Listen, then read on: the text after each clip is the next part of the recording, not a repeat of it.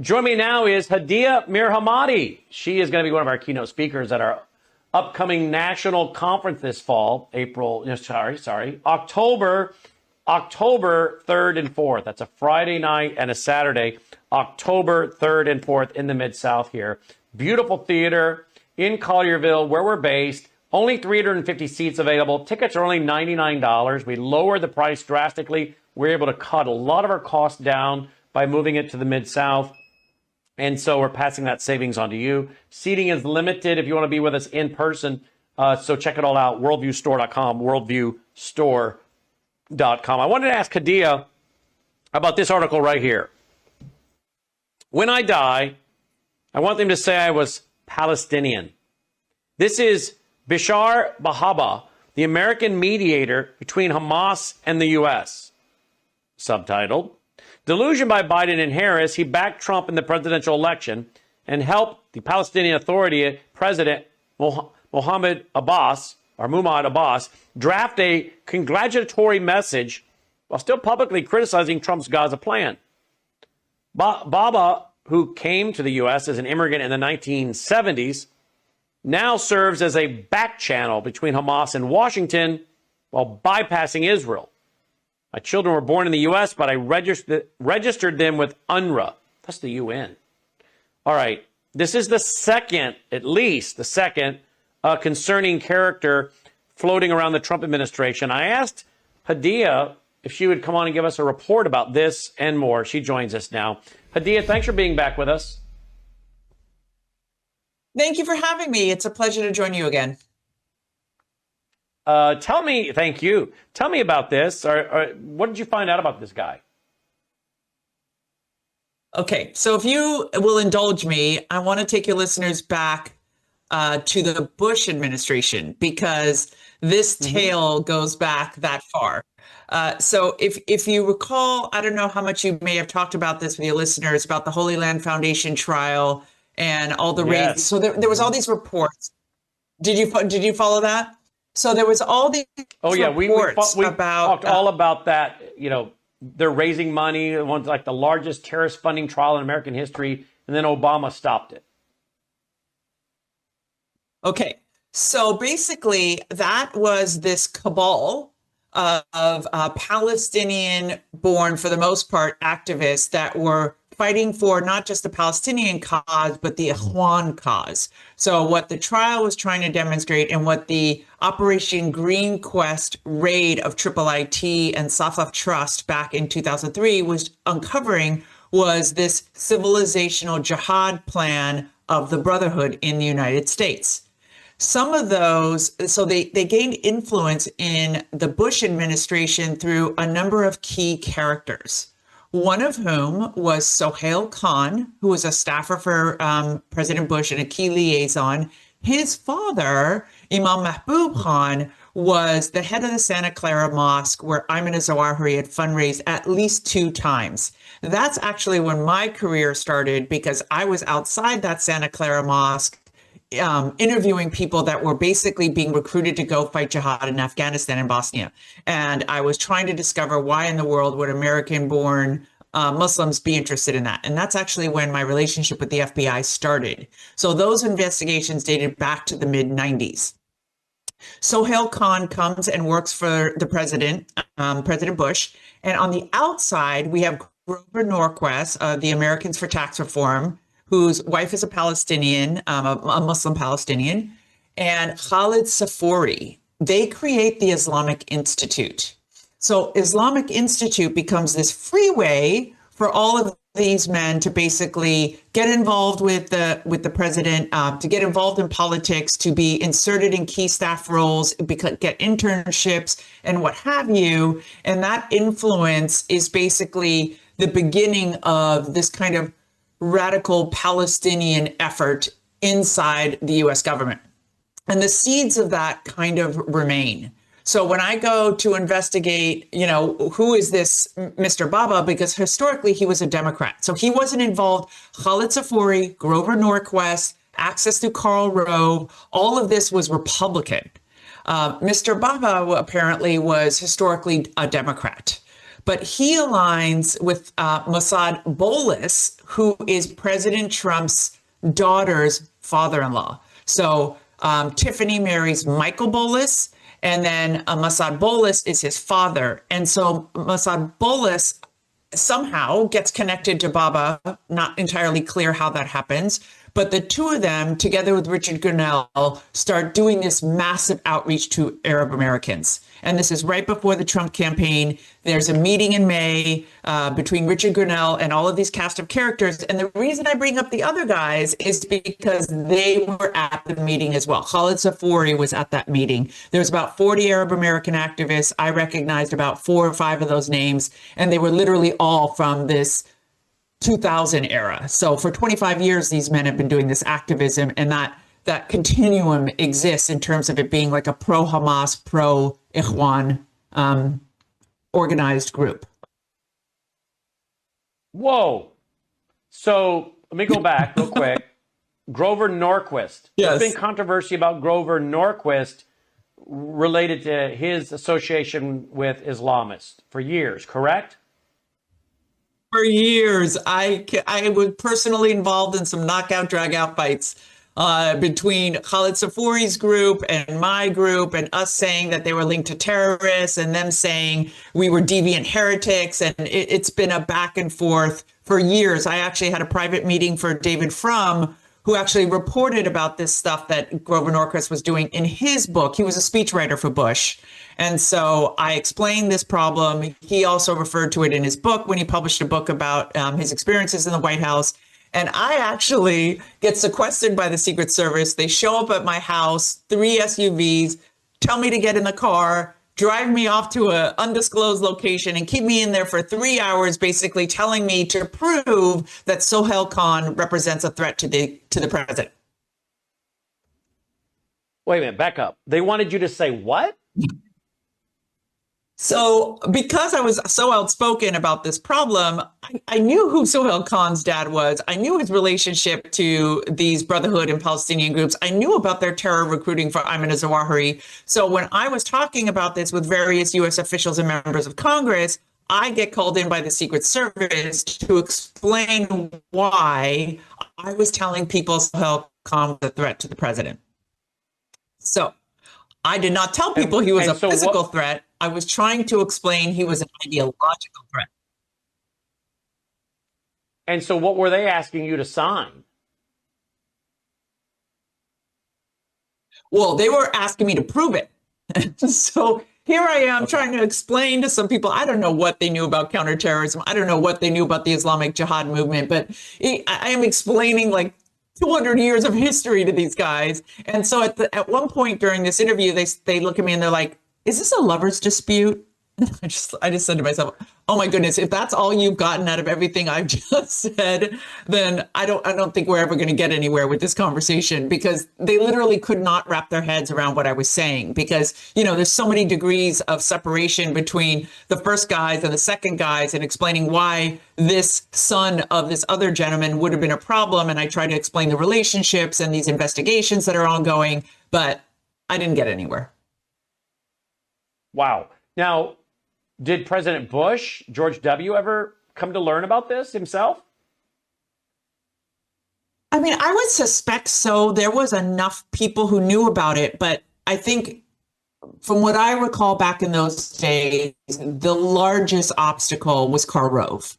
And so President Bush really trusted Karl Rove, and Karl Rove basically had green-lighted these groups, whether it's from his own relationship or because of Grover. That's not entirely clear to me still to this day, but it was very difficult. I mean, Sohail Khan was eventually moved out of the White House, but his career still continues. I looked him up. He's still involved in various Republican activities. So it wasn't like it was a career destroying moment.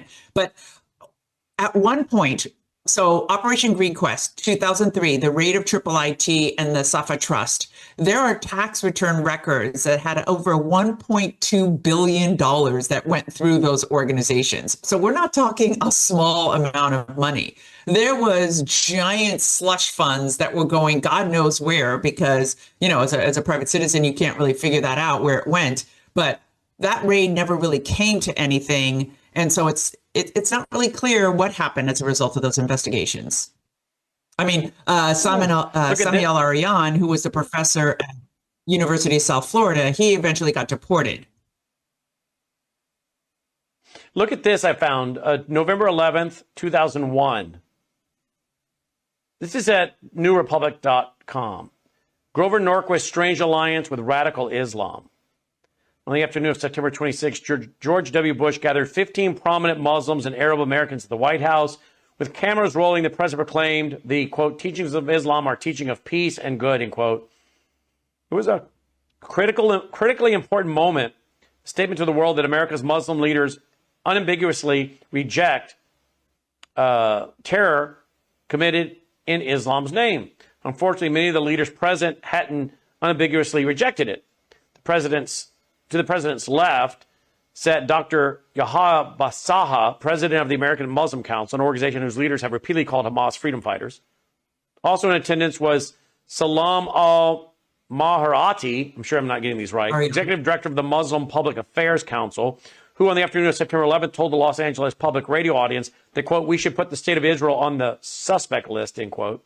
And sitting next to the President Bush was Muz Amil Sirkoi, however you say that, president of the Islamic Society of North America. Ismail Siddiqui. That'd be ISNA, right? Who last fall told a Washington crowd chanting pro-Hezbollah slogans, quote, America has to learn if you remain on the side of injustice, the wrath of God will come, end quote. Days later, after a conservative activist confronted Karl Rove with dossiers about some of Bush's new friends, Rove replied, according to the activist, quote, I wish I had known before the event took place, end quote. Do you know who that activist was? No, because he's not named in that article, right? Okay. I haven't seen that particular article. Tons of stuff came out at that time. It was basically me, Frank Gaffney, Steve Emerson, Daniel Pipes, and a couple of other people on one side and the entire Muslim community on the other side. So we faced a tremendously uphill battle to try to get this changed. And ultimately, there was some movement, but it wasn't ultimately very successful. And so when I tell people, Hedieh, that this, yes. I'm hearing all this for the first time. Okay, you and I haven't known each other that long, but I'm looking forward to a long friendship and having you with us this fall. But I'm hearing this with the audience tonight for the first time. This is fascinating. Have you written about this in a book, or will you be speaking about some of these kind of things at our fall conference that could help us get an understanding? I mean, because this, I'm just telling you right now, this is fascinating. This is the kind of thing, this is the kind of information and history, inside ball game, right? Stuff that our audience wants to know. Have you written this in a book? Will you speak on these kind of things this fall for us? No, because, well, see, I absolutely can speak about it in the fall. See, so when I looked up the event in Hamtramck, so the Trump rally and the meeting that happened in May in Troy, so these are all within a matter of months before the election, I looked up Bolus because he was my biggest issue, and I was trying to figure out his family alliance. So that's the one that's the father-in-law to Tiffany. He comes from a Christian Lebanese family, but the Christians in Lebanon are usually aligned to the Hezbollah party because they have a confessional government. The president is always Christian, so they're always building alliances, and they are historically connected to Hezbollah, and apparently his father was, and they were very active in Lebanese politics. So I thought to myself, well, okay, this is somewhat alarming. And then when I looked at the guest list, I saw the same cast of characters from 25 years ago. And I contacted a number of my people that I know are active in the administration. And I said, do you guys know that these are the same cast of characters? And I didn't get much of a response other than, we will pass this along to the right people. The article goes on to say, if the administration was caught unaware back in 2001, the George W. Bush administration, it may be because they placed their trust in one of the right's most influential activists, Grover Norquist.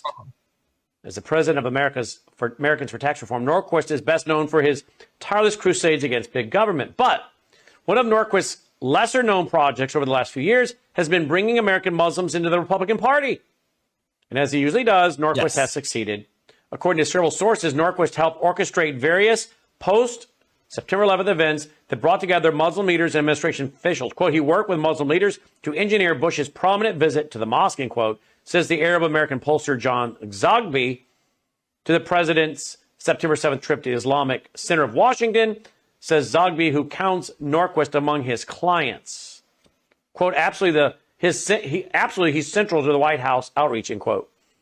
Wowee. So you mentioned if you really Grinnell. want to have fun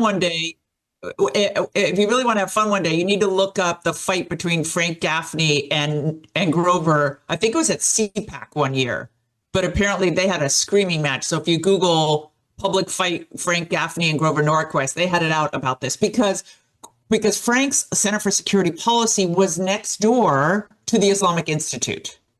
And so there are a number of articles that were written about these fights between them because Frank physically saw these people going into that office and then was complaining to Grover about it. And then eventually there was a public falling out between them. And people are not sure. So people look at that. Grover was You've already mentioned. You already mentioned this guy, David Frum. Didn't you just mention him as a former Bush speechwriter? Yes, he was a he wrote the speechwriter. article. Oh, did he? Is he the one that wrote it? Yeah, David Frum wrote it, February 17th, 2011. David Frum, The Secret History of Gaffney-Norquist Feud. That's at the Center for Security Policy right there. Nice. Yeah, so I had a meeting with David while he was still in the White House trying to explain this whole thing. And he had heard it from Frank, and he just wanted to hear my perspective as a Muslim and a community member. And so he was a great ally. I think he did try his best. Well, this brings us to Richard Grinnell. So you're saying you were dealing with Richard Grinnell 25 years ago, and now Richard Grinnell's in the White House or around the president in key positions. Sorry, not he would be Grinnell. No, I was not dealing with Richard Grinnell. Khalid Safori, who was one of the members at the event. Khalid Safori, not Richard Grinnell. I actually don't know how Richard Grinnell gets in here. I didn't get to do a deep dive on that. I don't understand how he resurfaced, but the Arab Americans that were invited by Bullis and Bahba, the Palestinian interlocutor who you had the article about, and Grinnell organized the meeting. So I recognize the names of the Arab Americans, not Richard Grinnell. Okay, great. Glad you clarified that. Okay, so how is this happening? Because when we were at the White House, I shook his hand and introduced myself and had a very, very brief conversation with Gorka, who I know you know and have worked with for a few decades, I think. I mean, he must be pulling his hair out, right? I don't know. I don't want to keep pinging him with this crazy stuff. I know he knows it. So I don't want to be one of those annoying people that is like, do you know what's happening? Because I know he knows. And I know he knows what a problem it is. But again, this is diplomacy. I mean, the president went and met with Ahmed Ashara, the former head of ISIS in Jabhat al-Nusra that's killed thousands of Americans. So there is a active negotiation for Trump to pursue peace, and he thinks these are legitimate actors. And I guess when you're trying to make peace with your enemies, you talk to your enemies. I think that's the way this theory goes. I don't think anyone's delusional about who they're dealing with. I think these people's history is quite clear. If I'm able to do it with open source intelligence, obviously people with, TSSCI clearances are able to find the same information, if not more. So I don't think they're doing it naively. Under President Bush, I believe it was naive. But now I think they are in active negotiations with Hamas and therefore want to speak with legitimate Hamas interlocutors. So do you agree with it? Do you disagree with it? And if you do disagree with it, how would you, with all your years of background and knowledge and coming out of Islam, how would you do it differently? I don't agree with it, and then I don't have a suggestion for how you do it better, except that you you can't ever believe that these people are honest brokers. And again, we just have to look at the history of Hamas ruling that territory in Gaza since 2015. We didn't get peace. We didn't get economic prosperity. We got tunnels and rockets. So I just don't understand how we think we can sit across the table from them and think we're going to get honest solutions to a problem. I don't believe they want a solution to the problem. So what do we do as the U.S. government, and especially a president that is really focused on his legacy being peace in the Middle East? I think that puts us in a quagmire. I don't know how you solve that problem when you're so actively pursuing peace and you don't have an honest broker at the other side of the table. How do you achieve it? I can guarantee you that the Israelis and Israeli intelligence know these are not honest brokers and are probably disgusted with being back here again with the U.S. government using these kinds of people as interlocutors. But I don't know what's a better way other than freezing them out and imposing sanctions and trying to crush it. Is this maybe why there seems to be, I don't know if there is, but there appears to be a little tension between President Trump and Benjamin Netanyahu, and we all saw the video of Netanyahu walking out of the executive office doors to get into his SUV, and President Trump walks him out, and Prime Minister Netanyahu is carrying a book. And it was reported later that he was carrying the book by President Trump, The Art of the Deal. So based on everything you're saying to me now, I'm wondering, was there a rather frank conversation between President Trump and Netanyahu about these kind of people and negotiating with them? And President Trump's like, look, you need to read my book, Art of the Deal, because this is what I'm doing here. I mean, I'm just speculating, but clearly that there's you're laughing. So I mean, I'm thinking, can you imagine the conversation they had when they finally got in person, and what would precipitate him handing his book, Art of the Deal? You know, basically, this is what I'm doing. Now go read it. We'll talk later. I don't know. I, in my gut, do not believe there is a deal that we win if we're cutting deals, because I just think it furthers the jihadi agenda here in the United States and around the world. I think every time we compromise, and I think Israel's right, I'm sorry to say, but they are right. You cannot compromise with people who want you to die. I don't see what the compromise is. All right, take a look at this, Hedieh. I covered this on radio today. Florida Congressman Randy Fine says what no one in Washington dares. Violent Islam is the norm. Peaceful Islam is the exception. Violent Islam, he says, not the exception. Peaceful Islam is the exception. We've gotten it entirely wrong. He went on to say there is a fundamentally broken culture that is fundamentally built on evil. Sometimes you must defeat evil. And we as a society have been unwilling to do that. In fact, we have coddled it.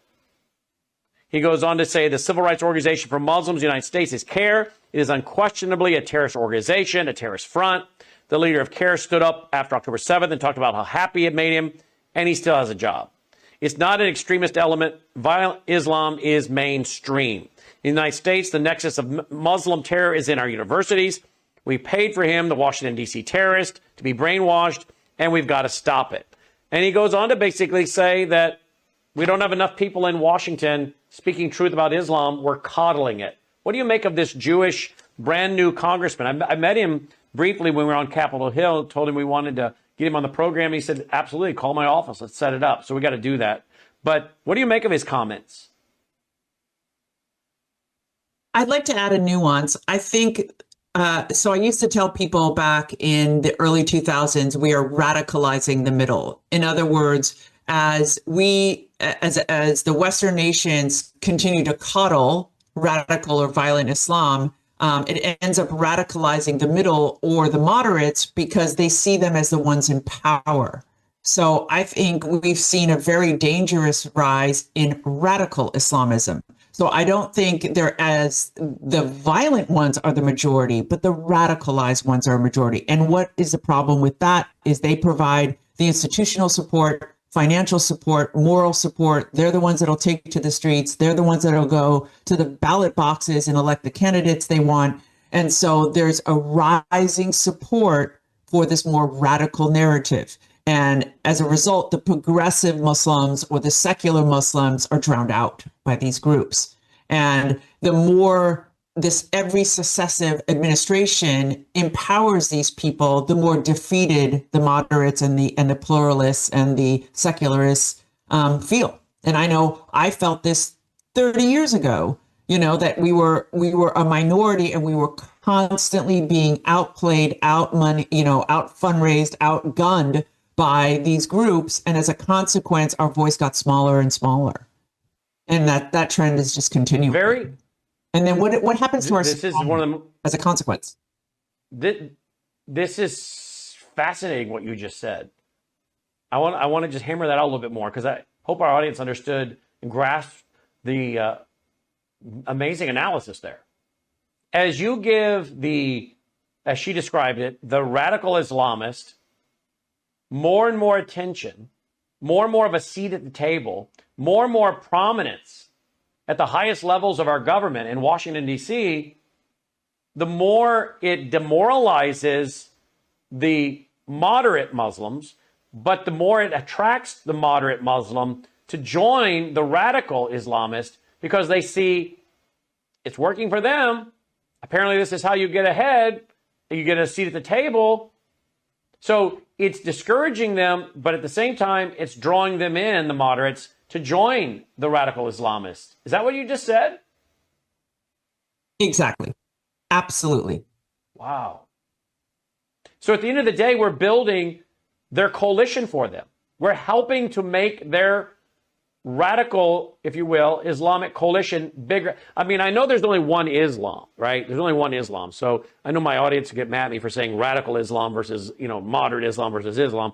But I do know there are Muslims that are not, they're pork-eating, beer-drinking Muslims, like my friend Sharam Hadian's daddy was, His mom was Muslim. He loved his mother. He said she would have been a great neighbor to you. She wouldn't have bothered you one bit. They didn't really practice. They were Muslim by heritage. I mean, his daddy's the one that took the family out of Iran 6 weeks before the fall of the Shah, because he's like, I'm not living under this. I'm not living under Sharia. So I know there's only one Islam, but there are Muslims that don't want to really practice, just like you have Catholics that don't want to practice. You have Southern Baptists that don't really want to practice, but anyway, show up at Easter and Christmas or whatever. So I understand that. I want to make sure the audience understands what I'm saying. But what you're saying is those who want to actually follow the Quran, follow the Hadiths, the ones that are really doing this, Sharia, the ones who are more Americanized, if you will, they have mainstreamed, they have assimilated, they're now realizing, what has that gotten me? The ones that are getting the access and the power and the money and the organizations and the fundraising are the ones that are not mainstreaming. So we are helping to build their Islamic power base by catering to them and thus drawing in the ones that we're trying to assimilate and be Americans. Very good. That's exactly what I was trying to say. It pays to be a radical. It pays to be counterculture. It pays to be a squeaky wheel. It encourages people to want to protest. I tell people all the time, you would not have ever seen a bunch of Muslim Arab kids on college campuses rioting 10 years ago. They just didn't feel emboldened to do that. They were afraid. They thought they would be persecuted. And now, also with the help of the radical left, they're also being emboldened. So both on the right and the left, the radical Muslim groups have a seat at the table.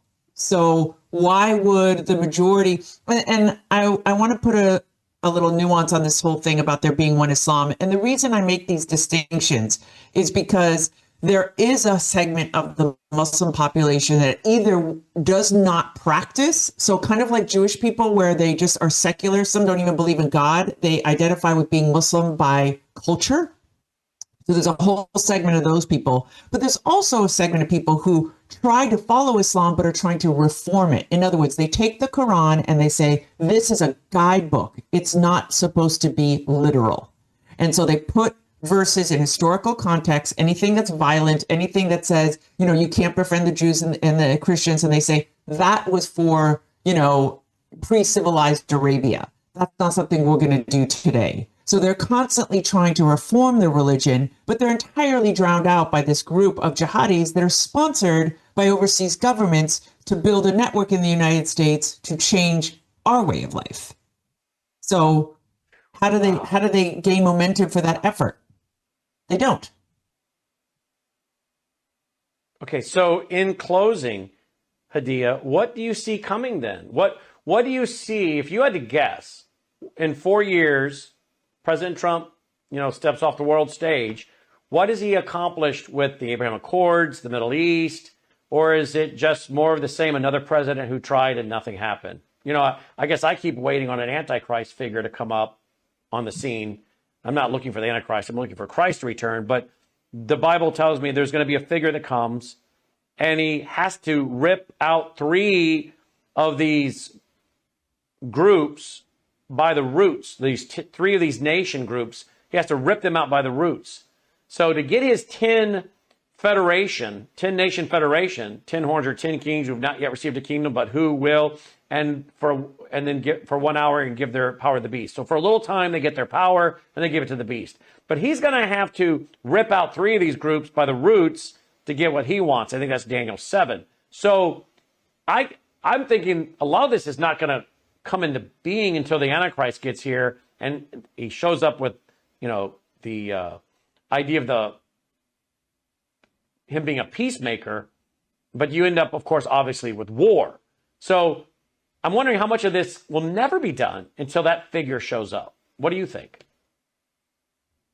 I'm with you. I'm just wondering if the Antichrist is going to just pop up from around the corner, because if there is this movement towards peace, as Christians, that's what we believe comes next, is then the Antichrist figure appears. And, you've outlaid the specifics, but it's surreal to me. It's literally watching the Bible come to life. And you just want to pick up Daniel and Revelation, look and Ezekiel and be like, wait a minute, is this what I'm seeing? Because it's astonishing. It's astonishing. I don't know if it's all going to be for nothing, if it's all going to end up failing, because when the president goes and solicits multi-billion-dollar, total trillions of dollars investment from Arab countries into the United States, including in our colleges, and yet cramps down and prevents student visas and basically wants to kick out all foreign students from Harvard, how do those two things coexist?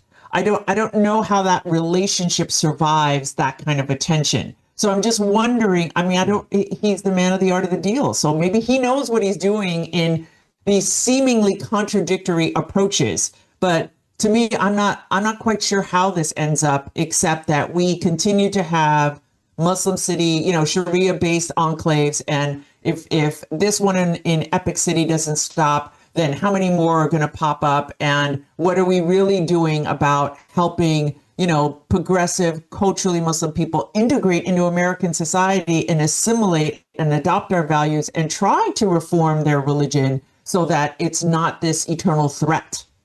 I don't know how far we get with any of that. What do you think, to have the Abraham Accords actually happen, what do you think the Arab nations are going to require of Israel when it comes to a Palestinian state? Are they going to require that? Or are they going to do that in Egypt and set something up there? Or what country might they go to? Jordan? I don't know. I guess what I'm trying to get to is, if the Abraham Accords being pushed by President Trump requires Israel to give up land, isn't that inviting God's judgment on America? And are there maybe some people who are aware of this in his administration who are saying, look, if you want to get the Abraham Accords, and some of the Arab nations are saying we got to have a place for these Palestinians, then let's do it over here. But let's not divide Israel. Is there any chance they could get what they wanted without dividing the land in Israel? So my understanding is that the Abraham Accords, the premise of it is that they did not need to solve the Palestinian-Israeli problem in order to have normalized relations with the other Middle East countries. So I actually had understood it to be a workaround. But if Saudi and the other countries that have not yet signed decide, no, you're going to have to create a state, well, then one of them is going to have to cough up the land. As of now, Egypt, Jordan, Turkey, all of the neighbors are like, no way, we're not taking the Palestinians. So I don't understand who is going to step up. I mean, I can't see at this point who's going to step up and be the one that takes in and creates a new Palestinian state. And that we don't divide up Israel. I think the president will end up in a lot of the articles I read about Bahba and Bolis. They're pushing for a two-state solution. So I'd be curious. I know there's a lot of people around him, including the Evangelical Advisory Council that he has, that would definitely advise against him dividing up Israel. But I think it's anyone's guess what ultimately is going to end up at the table. I don't think it's entirely clear right now. I think Mike Huckabee would have something to say about all that too, for sure. Can you give me your website for our audience to follow you and support your organization? Thank you. It's resurrectministry.com, and you can drop me a line, send me a comment. You'd like to partner with this ministry, that's the best place to find me. Resurrectministry.com. Yes. Excellent. Hedieh, as always, thank you for your time, your ministry, your insights, your wisdom. A fascinating conversation, Hedieh. Looking forward to having you also back again soon and at the fall conference this fall. Thank you. Thank you so much for having me. Hedieh checking in, folks. Check out her website, will you? And again, remember, she'll be with us this fall as a Thursday night banquet speaker, but then also part of Friday and Saturday, along with the other speakers. Full details and tickets at worldviewstore.com. Again, they're only $99. We greatly lowered the price of the ticket by like more than half because we were able to save a lot of money going to the Mid-South, pass the savings on to you. We only have seating for 350 people. The rest of you who join the vault will be able to live stream it. We'd love to have you there in person. You can actually visit with people like Hedieh and Gordon Chang and Sidney Powell and the rest of them. There you go, worldviewstore.com, worldviewstore.com. We'll be right back after this break. July 6, 2005. This is Tom Harper. Man figures plankton stopped his rare cancer.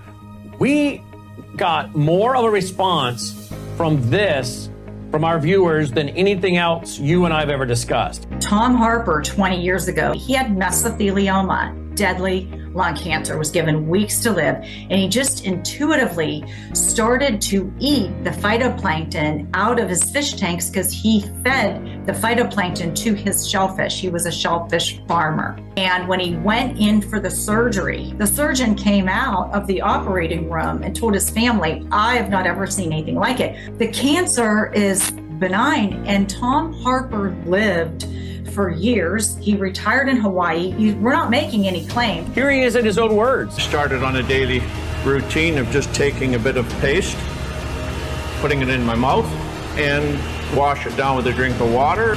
Within about 10 to 15 days, here I am, less pain in my back. I knew that something was going on, so I just kept eating half a teaspoon of this paste a day. I was booked to go for surgery in Victoria where they were going to do what they call a talc treatment. They went in there to have a look, saw something they'd never seen before, took 11 sites, sent them away for biopsy. I got the news back. Everything was benign. They just did not know what to make of it. Everything was absolutely clean. And I've tried dieting all my life because I'm a diabetic. If it's a coincidence or not, I don't know. My blood sugar started dropping. My weight started falling off. Here I am, no longer requiring insulin, and I was taking 88 units a day of insulin. I can eat just about what I want in moderation, and I have no elevated sugar levels, and I feel fabulous. People, you hear the word cancer, and they want you to be instilled with fear. Cancer is nothing but a profound failure of the immune system. And what happened with Tom Harper is the phytoplankton is microscopic. It's God's microscopic food. And the Gadatiana is the most nutritionally comprehensive strain of phytoplankton in the world. David Hunter studied phytoplankton for 20 years because he worked for Tom Harper and he was there in person and witnessed Tom's recovery. It's about getting pure nutrition inside your cells. And what happens, your body balances again or goes back to homeostasis. And when your body is pH balanced or in homeostasis, disease can't grow. It is literally microscopic, pure single cell plant food with protein and omega-3 fatty acids, omega-6 fatty acids, with amino acids and vitamins and minerals. 1 scoop a day. There's 90 billion plant cells in here just for everyday nutrition and energy and, cognitive support, because this is God's pure nutrition. Go to melissahousegpa.com today. Discover the science and learn more about the wonderful benefits of Gaditana phytoplankton. That's melissahousegpa.com, melissahousegpa.com.